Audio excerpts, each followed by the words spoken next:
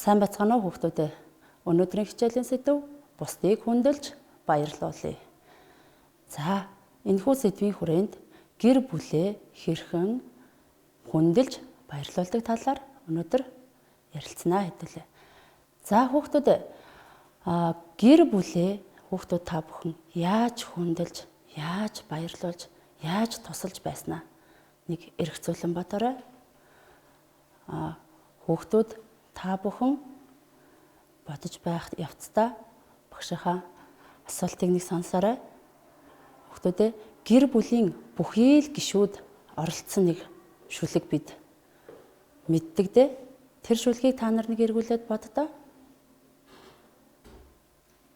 За, тийм шүлэг. Тийм ямар шүлэг байдаг лээ? За. Одоо багш нь та нарт гэр бүлийн гишүүд оролцсон нэгэн шүлэг уншиж өгнө. Уншихдаа багш нь ямар хөдөлгөөн хийж байгаа, хэрхэн уншиж байгааг маш сайн ажиглана.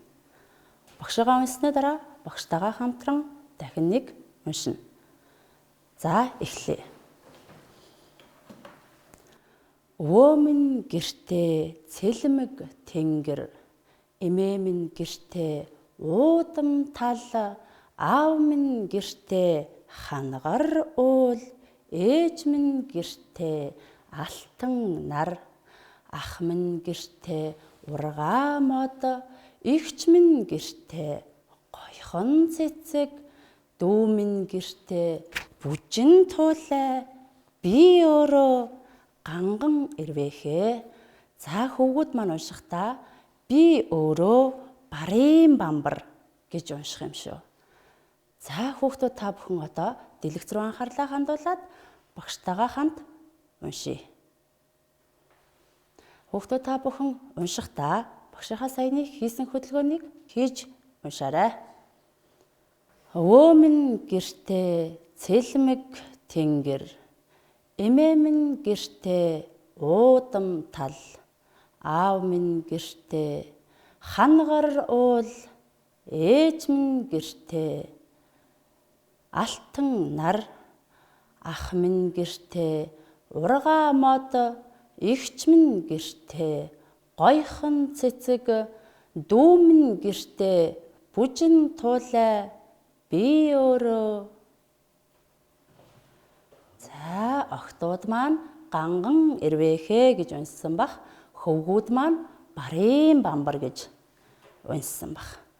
За, хүүхдүүд та бүхэн ямар нэгэн шүлгийг уншихдаа цээжлэхдээ ямар нэгэн үйл хөдлөл оруулан унших юм бол шүлгийг маш хурдан цээжилдэг байгаа шүү хүүхдүүдээ. За, саяны шүлэгт хин хэний тухай гарсан бэ? За, дэлгэцэнд анхаарлаа хандуулъя. Саяны шүлгэнд өвөө, эмээ, аав, ээж, дараа нь юм байла? Ах байсан, эгч байсан, дүү байсан, охтууд маань ганган ирвэхээ, хөвгүүд маань барын бамбар гэж өөрөө гарсан шүү дээ. За, хүүхдүүдээ цөмөрөө гэр бүлээ танилцуулъя. За, бид Хүмбаа орчин хичээл дээр гэр бүлээ танилцуулах сэдвийг орсон байгаа. Хүүхдүүд та бүхэн Хүмбаа орчны сурах хүчгээ гаргаад 22 дугаар хуудсыг бэлдээрэй. За, хүүхдүүд номоо дэлгэхдээ балын харандаа хамт бэлдэж бариарай. За, та бүхэн номоо гаргасан бол дэлгэц рүү анхаарлаа хандуулаарай. За, бид бүхэн гэр бүлээ танилцуулахдаа ургийн модон дээр танилцуулт мөн орж исэн. За, ийшээ анхаарах юм бол эрэгтэй хүнийг дөрвөлжин дүрсээр, эмэгтэй хүнийг дугуй дүрсээр тэмдэглэдэг байх нэ. За, бид 3 үеэ мэдэж байх ёстой. 3 үеэ мэдэж байхын тулд ургийн модон дээр тэмдэглэж ургийн бичиг хөтлөдөг байх ёстой. За, тэгвэл одоо хүүхдүүд та бүхэн Хүмбаа орчныхоо 22 дугаар хуудсанд байгаа энэхүү модон дээр загварын дагуу бөглөе. За эхлээд өөрийнхөө нэрийг бичнэ. Дараа нь аав ээжийнхаа нэрийг бичнэ. Өвөг эцэг эмэг их буюу өвөө эмээгийнхаа нэрийг мөн бичнэ. За хүүхдүүд та бүхэнд анхааруулхад хүний нэрийг ямар үсгээр бичдэг вүлээ? Том үсгээр эхэлж бичдэг. Мөн та бүхэн нэрээ бичихтэй ээж аав эмээ өвөөгийнхөө нэрийг бичихтэй гэртээ дууддаг нэрээр нь бичихгүй шүү хүүхдүүдээ. Яг бүтэн нэрээр нь бичих юм. За ингээд хүн ба орчныхоо номон дээр харандаагаараа эргүүлээд арилах боломжтойгоор хөнгөн дарж бичээрэй. За бичиж эхлэе.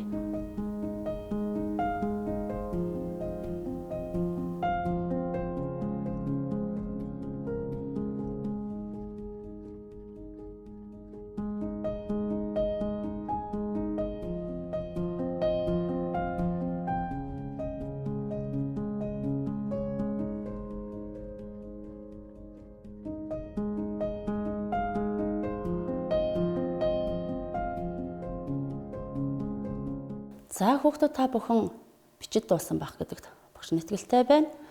За бидний аав ээж эмээ өвөөгийн ахын дүүсийг бид хамаатан гэж ярьж ураг төрлөөрөө уулзаж, бэндэлж золгодог шүү дээ. Тэгвэл хүүхдүүд та бүхэн мөн монгол хэлний хичээлдэр төрөл сатнаа мэдээ гэсэн хичээлийг мөн орсон байгаа. Тэгэхээр дэлгэц рүү анхаарлаа хандуулад сэргээн санацгаая. Удмын түүхийн ургийн бичиг. За, удмын түүхээ бид угийн бичиг гэж нэрлээд бид энэ модон дээр зураглан үзүүлсэн байгаа. За, аавын талын төрлийг хэн гэдэг вүлээ? Хүүхдүүд та бүхэн хариултаа бичээрэй. За сайн. Ээжийн талын төрлийг хэн гэдэг вүлээ? Мөн хариултаа бичээрэй хүүхдүүдээ. За аавын талын төрлийг аваага, ээжийн талын төрлийг нагац гэдэг байх нэ. Одоо тэгвэл багштайгаа хамт асуултын дагуу ярилцъя. Хүүхдүүд та бүхэн ярилцахдаа гэр бүлийнхаа хэн нэгэнтэй хамтарч ярилцсан. За анхаарлаа хандуулъя. Эхний асуулт. Гэр бүлийн чинь хүндтэй хүн хэн бэ?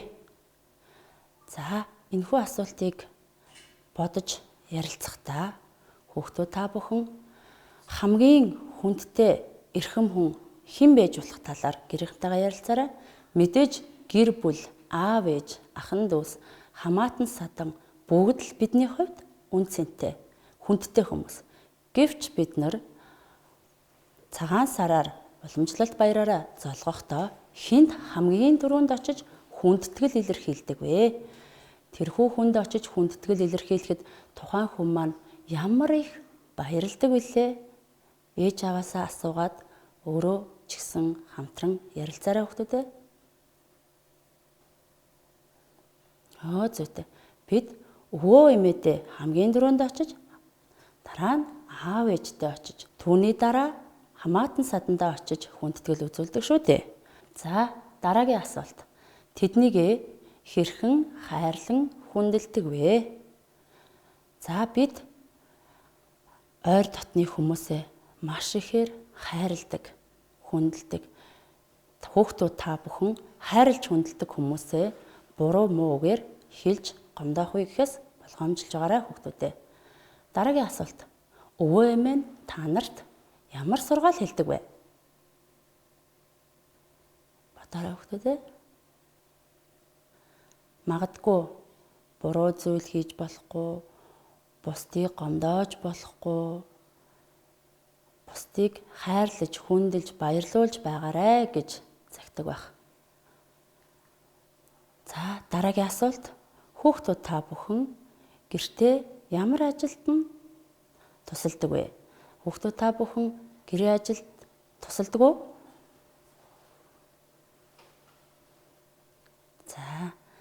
Тэгвэл одоо хүүхдүүд та бүхэн иргэний ёс зүйн боловсрол хичээлийнхаа Монгол ёс хүмүүжил сурах бичгийн 49-р хуудсыг нээгээрэй.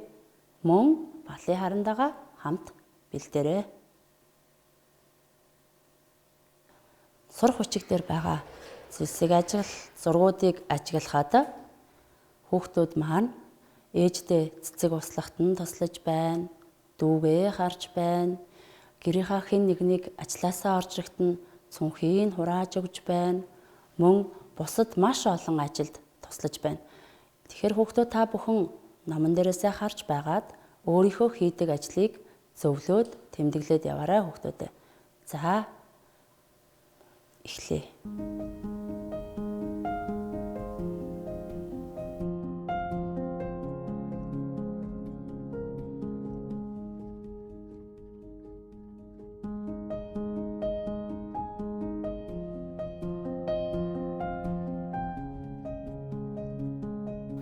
За хүүхдүүд та бүхэн тэмдэглээд дууссан бах. Одоо дэлгэц рүү анхаарлаа хандуулад ямар ажил хийж байгааг харна. Мөн тухайн ажлыг зурагтай нь харгалзуулж хараарай хүүхдүүдээ. Эдгээр ажлыг чи хийдэг болов уу? За. Чи ямар ажилд тусалдаг вэ? Хоол хийхэд тусалдаг, гэрээ цэвэрлэхэд тусалдаг, аягаа угаадаг, цэцгээ услахад тусалдаг, дүүгээ хардаг. Заард өгөгдсөн зурагнууд байгаа. Хүүхдүүд та бүхэн ажиглаад аль зурагтай холбогдож болохыг сайн хараарай. За багштайгаа хамт харгалзуулъя. За хоол хийж байгаа зураг маань энэ байна. Хүүхд маань ээжтэйгээ хамт хоолоо хийж байна. Мөн гэрээ ажилдаа туслаж, гэрээ цэвэрлж байна. За аягаа угааж байна. Цэцгээ услаж байна. Мөн дүүгээ харж байна. За хүүхдүүд та бүхний энэ хийж байгаа ажил, энэ зүйлүүд чинь гэрийнхэн чинь эдгээр зүйлийг гэрээхэндээ хийж өгөхөд гэр бүл чинь хичнээн их баярлдаг гэж хүүхдүүдээ. Тэгэхээр та бүхэн өөрсдийн чадлаар гэр бүлийнхэндээ ойр дотны хүмүүстээ өөрийн чаддаг зүйлээр туслаж байгаарай. Тэр чинь л бусдыг баярлуулж, гэр бүлээ баярлуулж, найз нөхдөө баярлуулж байгаа хэрэг шүү дээ.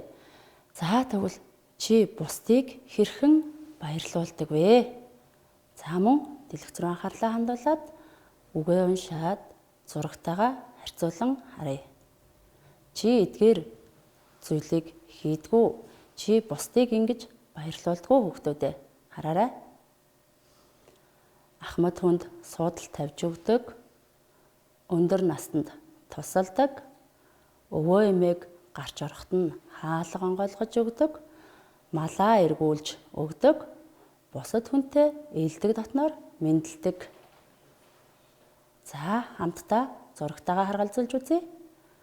За бусдад суудал тавьж өгдөг, өндөр настанд тусалдаг. Дараагийн зураг нь аль юм бэ хүүхдүүд ээ?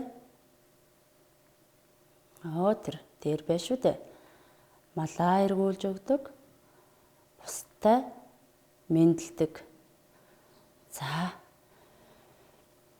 бид гэр бүлийнхэндээ хүнд тусалдаг, гэр бүлээ хэрхэн хайрлж хүндэлдэг, бусдад яаж туславал хэрхэн баярлуулж болдог талаар сая ярилцлаа. Одоо багштайгаа хамтраад бусдыг мөн яаж баярлуулж болох талаар нэгэн бяцхан ном хийж үзье. Тухайн номыг хийгээд та бүхэн гэр бүлийнхаа гишүүдэд бэлгэлж болно.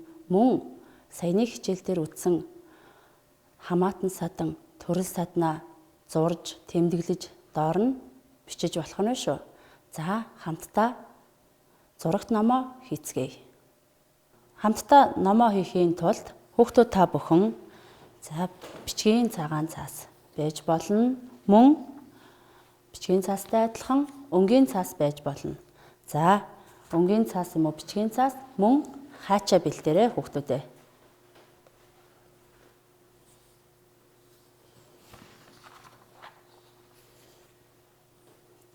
За багш руугаа анхаарлаа хандуулъя. За хэдүүлээ номоо хийхийн өмнө эхний шүлгээ хамтдаа уншиж үзье. За манайх гэдэг шүлгийг хэрхэн яаж жижиг номон дээр хийж болох вэ гэдгийг хамтдаа уншиж үзье. За өвөө минь гэртээ цэлмэг тэнгэр, эмээ минь гэртээ уудам тал, аав минь гэртээ хангар уул, ээж минь гэртээ алтан нар, ах минь гэртээ ургаа мод, эгч минь гэртээ гойхон цэцэг, дүү минь гэртээ бүжин туулай, би өөрөө ганган ирвэхээ. Хөвгүүд маань ирвэхээний оронд барын бамбар зурж болно. За хамтдаа энэ номоо хэрхэн хийдэг вэ гэдгийг суралцгаая. За хүүхдүүд эхлээд бичгийн цаасаа хөндлөн хэлбэрээр барья.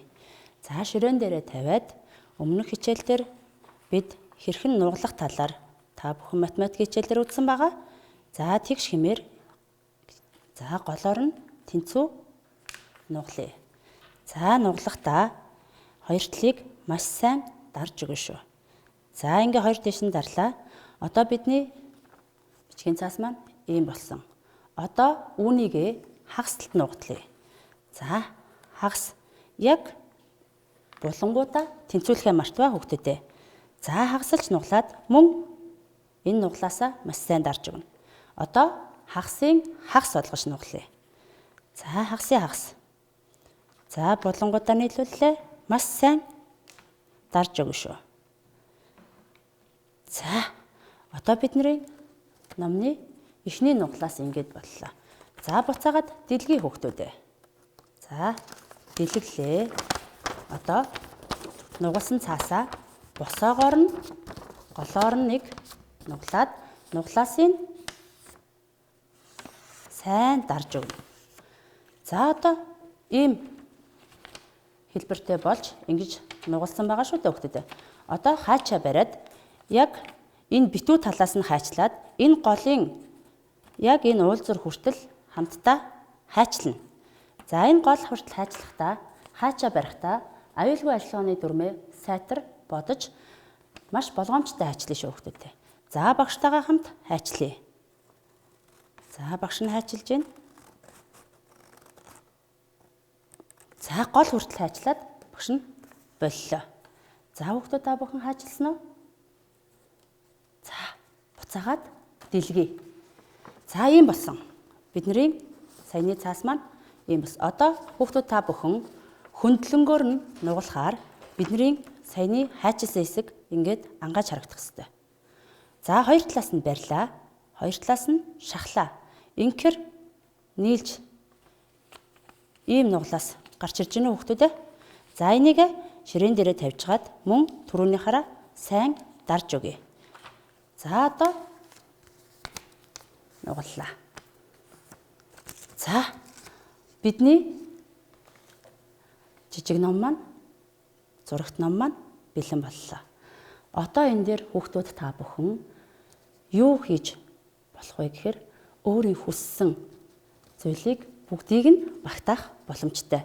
Саяны хичээлээ эргэн нэг санаад энэ шүлгийг хэрхэн уншиж байсныг бодоод жижиг номоо хийж үзээрэй. Мөн хамаатан садан өвөө эмээ аав ээжээ оролцуулаад зураад ургийн бяцхан ном хийж болох юм. За ингээд хичээлдээ идэвхтэй оролцсон хүүхдүүдтэй маш их баярлалаа.